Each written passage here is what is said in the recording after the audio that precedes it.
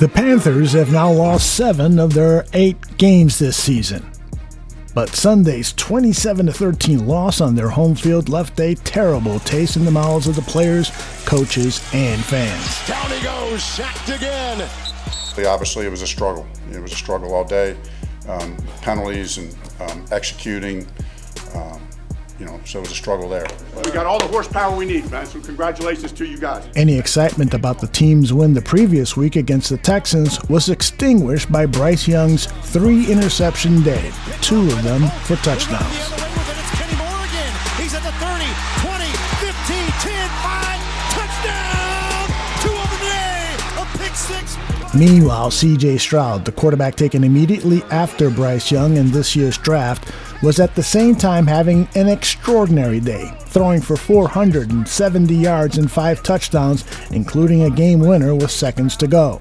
But Panthers head coach Frank Reich found some good news. The good news is that we play Thursday. When you look and listen to Bryce Young and the Panthers, it seems doubtful that they can lick their wounds in time for Thursday's game at Soldier Field and beat a Bears team that is also mortally wounded. It obviously it makes for you to have to turn that page even quicker. It's a short week. Obviously, we have to make sure that we're do all that we can to be at our best on Thursday. It just is how it shakes out. You got to turn the page quick. There's no time to do anything. Obviously, we play in a couple days, so. Young looked battered and confused behind an offensive line that can't protect him, and wide receivers like second-round pick Jonathan Mingo inexplicably freelancing on pass patterns.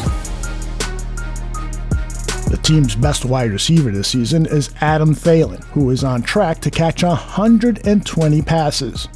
But overall, the wide receiver crew has received lots of blame for the team's offensive problems.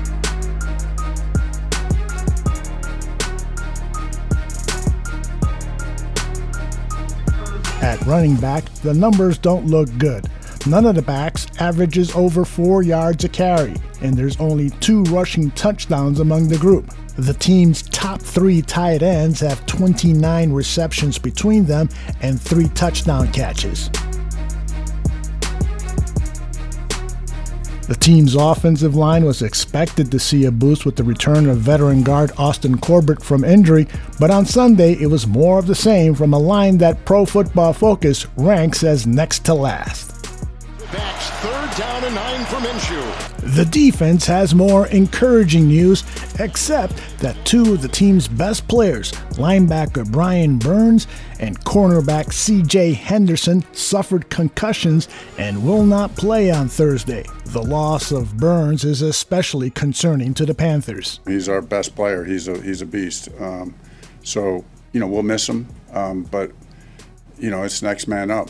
And like you said, I'm not even thinking there's any chance of getting him, honestly. I don't, even if he were, there's a part of me I can't imagine letting him out there, even if he wanted to go out there. Cousins, little misdirection, and he'll get brought down from behind. But the Panthers still have excellent defenders like the team's leading tackler, Frankie Lavu, defensive tackle Derek Brown, safety Xavier Woods, to name a few.